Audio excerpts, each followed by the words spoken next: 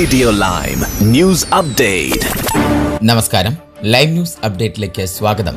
വാർത്തകളുമായി അരുൺ. അഫ്ഗാനിസ്ഥാനിലെ യുദ്ധകാലത്ത് നാറ്റോ സൈന്യം മുന്നണിയിൽ നിന്ന് അല്പം മാറി നിന്നിരുന്നു എന്ന ഡൊണാൾഡ് ട്രംപിന്റെ പ്രസ്താവനയിൽ UK-യിൽ പുതിയ പ്രതിഷേധത്തിന് കാരണമായി. സംഘർഷത്തിൽ കൊല്ലപ്പെട്ട 457 ബ്രിട്ടീഷ് സൈനികരെ തികച്ചും അപമാനിച്ചതാണ് എന്ന് വിദേശകാര്യ കമ്മിറ്റി ചെയർമാനായ ലേബർ MP എമിലി തോൺബെറി വിശേഷിപ്പിച്ചു. അതേസമയം ലിബറൽ ഡെമോക്രാറ്റ് നേതാവ് സർ എഡ് ഡേവി പറഞ്ഞു, അവരുടെ ത്യാഗം ചോദ്യം ചെയ്യാൻ അയാൾക്ക് എന്ത് ധൈര്യമുണ്ട് എന്ന്. നമ്മുടെ രാജ്യത്തിന്റെയും നാറ്റോ പങ്കാളികളുടെയും ത്യാഗം ഇത്ര വില കുറച്ച് കാണുന്നത് ദുഃഖകരമാണ് എന്ന് അഫ്ഗാനിസ്ഥാനിൽ സേവനമനുഷ്ഠിച്ച കൺസർവേറ്റീവ് MP ബാൻ ഒബേസ് ജഗ്തി പറഞ്ഞു. 9/11 ഭീകരാക്രമണത്തെ തുടർന്ന് നാറ്റോയുടെ കൂട്ടായ സുരക്ഷാ വ്യവസ്ഥ പ്രയോഗിച്ചതിന് ശേഷം 2001 മുതൽ അഫ്ഗാനിസ്ഥാനിൽ US-നൊപ്പം ചേർന്ന നിരവധി സഖ്യകക്ഷികളിൽ UK-യും ഉൾപ്പെടുന്നു.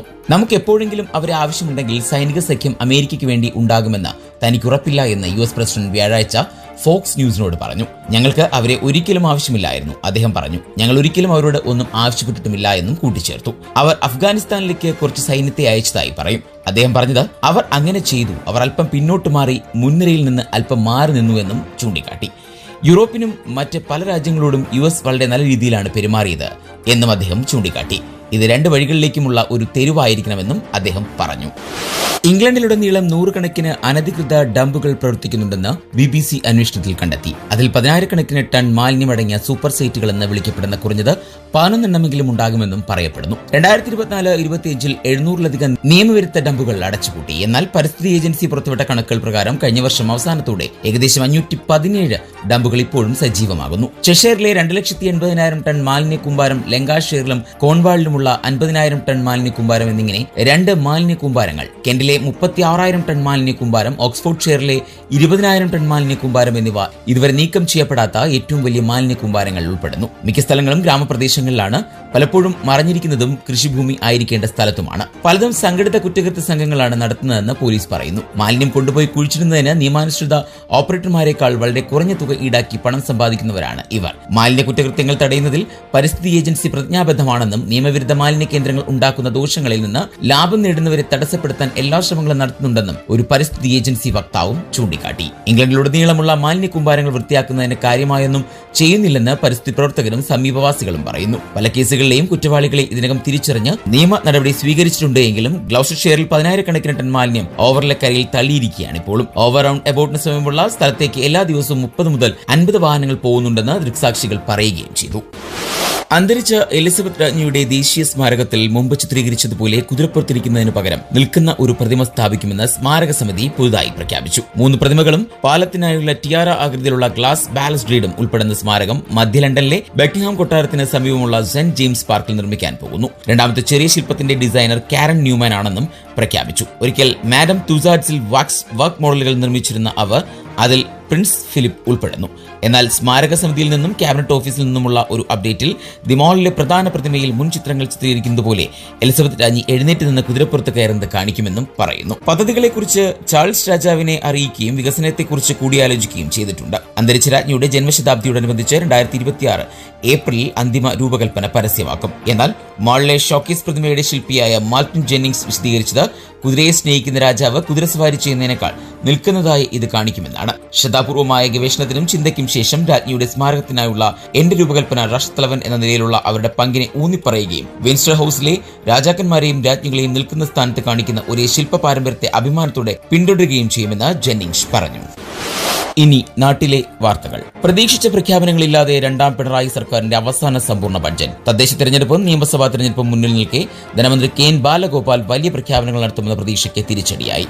സംസ്ഥാന ബഡ്ജറ്റിൽ ക്ഷേമ പെൻഷൻ 1,800 രൂപ വരെയാക്കി വർദ്ധിപ്പിക്കുമെന്ന് പ്രതീക്ഷിച്ചിരുന്നെങ്കിലും അതുണ്ടായില്ല. ശമ്പള പരിഷ്കരണം സംബന്ധിച്ച പ്രഖ്യാപനവും ഉണ്ടായില്ല. അതേസമയം കോടതി ഫീസും ഭൂനികുതിയും വർദ്ധിപ്പിച്ചു.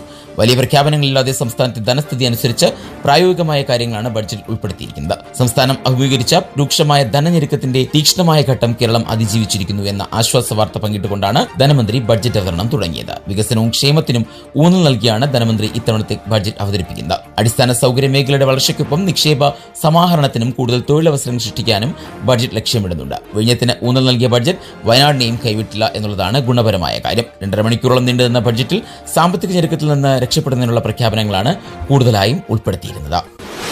പ്രധാനമന്ത്രി നരേന്ദ്രമോദി ഇന്ന് തിരുവനന്തപുരത്തെത്തി. പ്രത്യേക വിമാനത്തിൽ തിരുവനന്തപുരം വിമാനത്താവളത്തിലെത്തിയ പ്രധാനമന്ത്രിയെ മുഖ്യമന്ത്രി പിണറായി വിജയനും ഗവർണർ രാജേന്ദ്ര ആർലേക്കറും ഉന്നത പോലീസ് ഉദ്യോഗസ്ഥരും ചേർന്ന് സ്വീകരിച്ചു. പുത്തരിക്കണ്ടം മൈതാനത്ത് നടക്കുന്ന പരിപാടിയിൽ വിവിധ കേന്ദ്ര പദ്ധതികളുടെ ഉദ്ഘാടനവും തിരുവനന്തപുരം നഗരത്തിന്റെ വികസന രേഖയും പ്രധാനമന്ത്രി പ്രഖ്യാപിക്കും. തിരുവനന്തപുരം കോർപ്പറേഷനിൽ അധികാരത്തിലെത്തിയാൽ 45 ദിവസത്തിനകം പ്രധാനമന്ത്രിയെ തലസ്ഥാനത്തെത്തിക്കുമെന്ന് BJP സംസ്ഥാന ഘടകം പ്രഖ്യാപിച്ചിരുന്നു.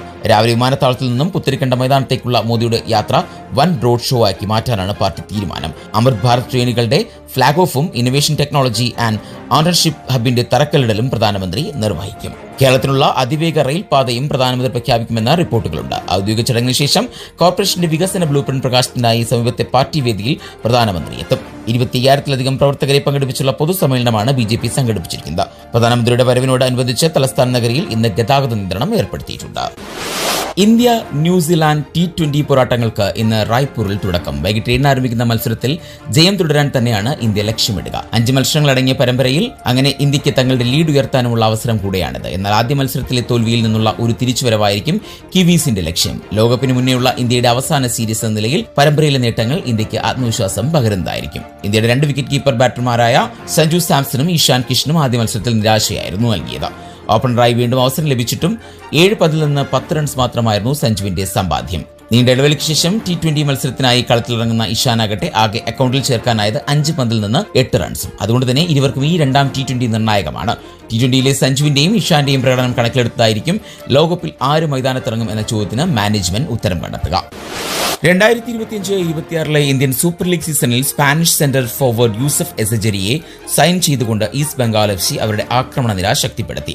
32-കാരനായ സ്ട്രൈക്കർ സിംഗപ്പൂർ പ്രീമിയർ ലീഗ് ടീമായ ടാൻജോങ് പകർ യുണൈറ്റഡിൽ നിന്ന് കൊൽക്കത്ത ആസ്ഥാനമായുള്ള ക്ലബിൽ ചേർന്നു. അവിടെ അദ്ദേഹം സ്ഥിരമായ ഗോൾ സ്കോറിംഗ് ഫോമിന് പേരുകേട്ടയാളാണ്. 123.64 ഇന്ത്യൻ രൂപയാണ് ഇന്നത്തെ പൗണ്ട് വിനിമയ നിരക്ക്. ഇതോടെ ഇന്നത്തെ വാർത്താ ബുള്ളറ്റിൻ പൂർണ്ണമാകുന്നു. അടുത്ത ബുള്ളറ്റിനുമായി വരും മണിക്കൂറുകളിൽ കേട്ടുമുട്ടാം. നന്ദി, നമസ്കാരം.